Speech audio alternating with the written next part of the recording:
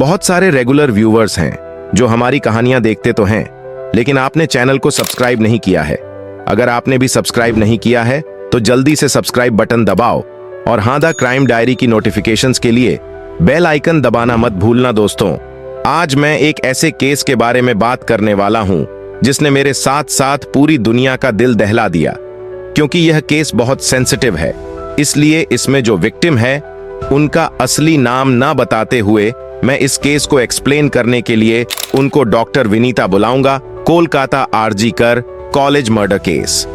सुबह 9:23 बजे आरजी कल मेडिकल कॉलेज में एक फर्स्ट ईयर मेडिकल इंटर्न रोज की तरह अपनी ड्यूटी खत्म करके सोने जा रहा था। पूरे कॉलेज में डॉक्टर्स और नर्सिंग स्टाफ के लिए कोई भी साफ कमरा नहीं था जहां वह अपने लंबे लंबे शिफ्ट्स के बाद आराम कर सके, जिस वजह से सभी डॉक्टर्स और इंटर्न्स 4th फ्लोर पर बने सेमिनार रूम में लगे 2 गद्दों पर सोया करते थे। लेकिन उस दिन जैसे ही वह इंटर्न उस सेमिनार रूम का दरवाजा खोलकर अंदर घुसा, उसके रोंगटे खड़े हो गए। उसके सामने खून से लथपथ डॉक्टर विनीता की बॉडी पड़ी थी। आरजीकल मेडिकल कॉलेज की 2nd year medical intern doctor Vinita सबकी चहीदी थी।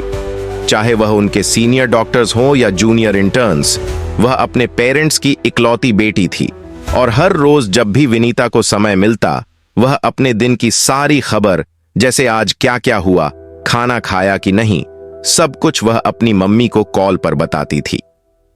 8 अगस्त की रात 11 बजे हमेशा की तरह डॉक्टर विनीता ने अपनी मां से बात की, जहां उन्होंने बताया कि कैसे वो पिछले 30 घंटों से लगातार काम कर रही हैं और वो काफी थक चुकी हैं।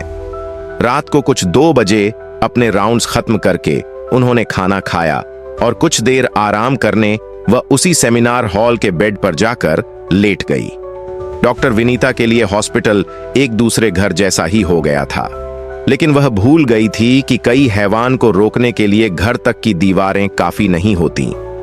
अगले दिन 9 अगस्त की सुबह जब उस इंटर्न ने डॉक्टर विनीता की बॉडी देखी तो उसने अपने साथियों के साथ मिलकर उस कॉलेज के प्रिंसिपल को अलर्ट कर दिया। लेकिन प्रिंसिपल ने उस जगह को ना ही खाली किया और ना ही पुलिस को बुलाया। पूरे 1 घंटे के लिए वो उस कमरे में बहुत से और लोगों के साथ बैठे रहे। कुछ घंटों बाद जब पुलिस को बुलाया गया, उन्होंने लापरवाही करते हुए उस क्राइम सीन को सील तक नहीं किया। डॉक्टर विनीता की लाश मिले हुए इस 1.5 से 2 घंटे के अंदर अंदर जाने कितने लोगों के पैरों और उंगलियों के निशान हर उस चीज पर लग गए होंगे जो पुलिस के लिए एक सबूत हो सकते थे। सुबह के 11 बजे जब विनीता के पापा को फोन गया, तब उन्हें लगा कि शायद उनकी बेटी अपनी खबर देने के लिए फोन कर रही है, लेकिन उन्हें बस इतना बोला गया कि उनकी बेटी ने हॉस्पिटल के अंदर अपनी जान दे दी है और उन्हें जल्द से जल्द हॉस्पिटल आना चाहिए। हॉस्पिटल पहुंचकर डॉक्टर विनीता के पेरेंट्स सभी डॉक्टर्स और पुलिस वालों से रोते हुए कहते रहे कि बस एक बार उन्हें उनकी बेटी को देखने दें, लेकिन 3 घंटों के इंतजार के बाद उन्हें सेमिनार रूम के अंदर भेजा गया। जब विनीता के मम्मी पापा अंदर गए तो उनकी रूह कांप उठी। उस सेमिनार रूम का नजारा किसी भयानक सपने से भी बदतर था। उनकी बेटी के आधे शरीर पर कपड़े नहीं थे और वह खून से लथपथ थी। डॉक्टर विनीता के शरीर पर बहुत सारे चोटों के निशान भी थे, जिसे देखकर साफ समझ आ रहा था कि किसी ने उनके साथ बहुत ज्यादा जोर जबरदस्ती की है। कोई भी इंसान जिसमें थोड़ी सी भी कॉमन सेंस होगी यह बता सकता था कि यह खुदकुशी का केस नहीं, बल्कि डॉक्टर विनीता का किसी ने बहुत ही बेरहमी से मर्डर किया है। अगले कुछ घंटों में पुलिस ने पोस्टमार्टम भी करवा दिया और उसके बाद उनका क्रीमेशन यानी अंतिम संस्कार भी हो गया। पुलिस और हॉस्पिटल द्वारा इतने बड़े हादसे को ज्यादा इंपॉर्टेंस नहीं दी जा रही थी, बल्कि कॉलेज ने तो FIR भी नहीं करवाई, पर वहां मौजूद डॉक्टर्स, नर्सेस, लैब्स एक 33 साल के आदमी को गिरफ्तार भी कर लिया।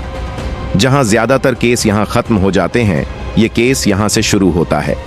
पुलिस ने जिस आदमी को गिरफ्तार किया वह था संजय रॉय, जो कि कोलकाता पुलिस के लिए एक वॉलंटरी का काम करता था और वह लोगों को ऐसा दिखाता था कि वह पुलिस फोर्स में है और उसका बहुत दबदबा है, पर ऐसा कुछ नहीं था।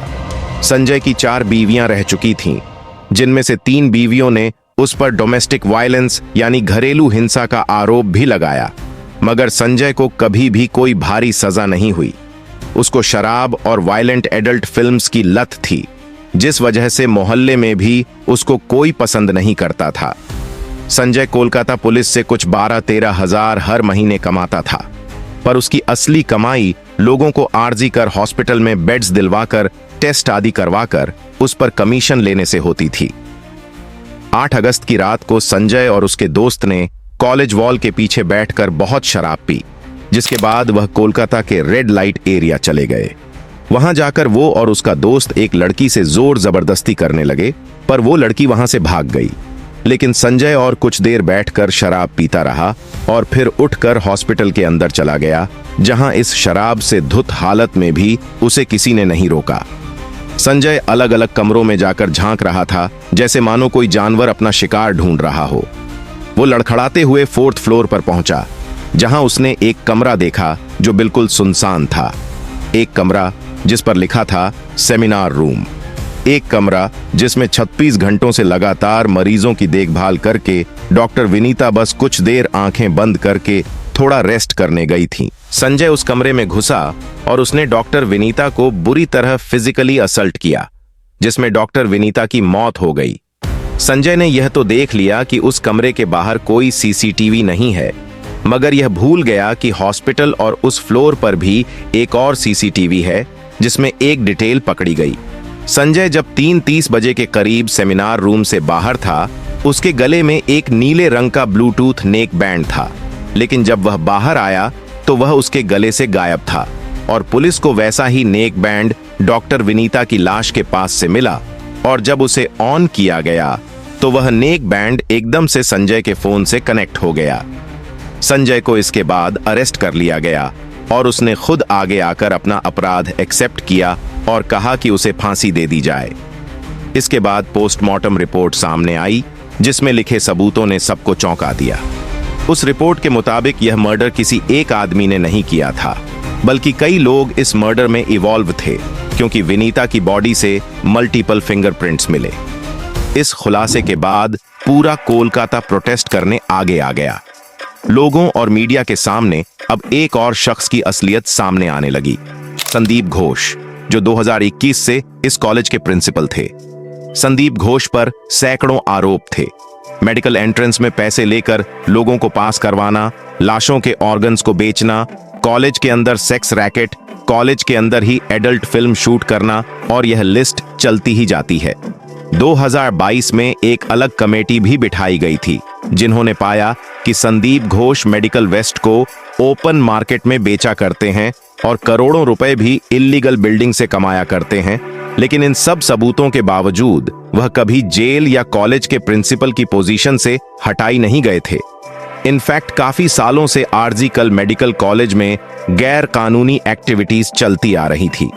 2001 से लेकर 2020 तक बहुत से लोग इन एक्टिविटीज को एक्सपोज करने के लिए आगे आए, लेकिन या तो उनका ट्रांसफर हो जाता या वो रहस्यमय तरीके से मरे मिलते।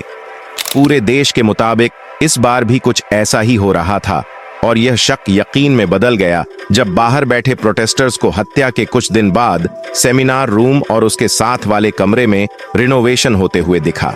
एक क्राइम सीन हमेशा सील्ड होता है, मगर इस बार ऐसे भयानक अपराध के बाद भी उस जगह पर बहुत से मजदूरों और लोगों को आने की इजाजत दे दी गई, ताकि शायद वह सारे सबूत मिटा सके।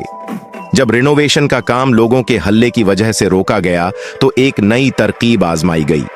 इंडिपेंडेंस डे से जस्ट एक दिन पहले 14 अगस्त को, जब सड़कों पर पुलिस सबसे ज्यादा तादाद में होती है और सबसे ज्यादा अलर्ट पर होती है, कई ट्रक भर के हजारों लोग आए और प्रोटेस्टर्स में शामिल हो गए।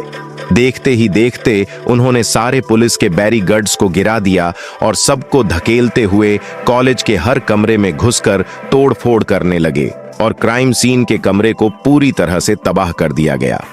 सवाल अब यह नहीं है कि पुलिस और अथॉरिटीज क्या कुछ छुपा रहे हैं, सवाल यह है कि सब मिलकर किसको छुपा रहे हैं, जिसे आरजी कर से रेजिग्नेशन देने के केवल 9 घंटों में एक दूसरे कॉलेज, नेशनल मेडिकल कॉलेज का प्रिंसिपल बना दिया जाता है, या टीएमएससी के लीडर्स को, या कोई और जो शायद इन सबसे भी ज्यादा ताकतवर है।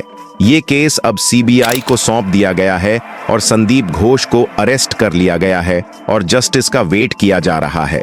लेकिन क्या इस बार भी सत्ता और पैसों का जोर किसी की जान से ऊपर होगा? क्या इस बार भी इंसाफ के लिए एक लड़की को सालों इंतजार करना होगा? क्या इस बार भी मैं और आप चुप रहेंगे या इस वीडियो को ज्यादा से ज्यादा लोगों के साथ शेयर करेंगे? अगर आपको हमारी मेहनत पसंद आई हो तो इस कहानी को शेयर करें और द क्राइम डायरी चैनल को सब्सक्राइब करना न भूलें।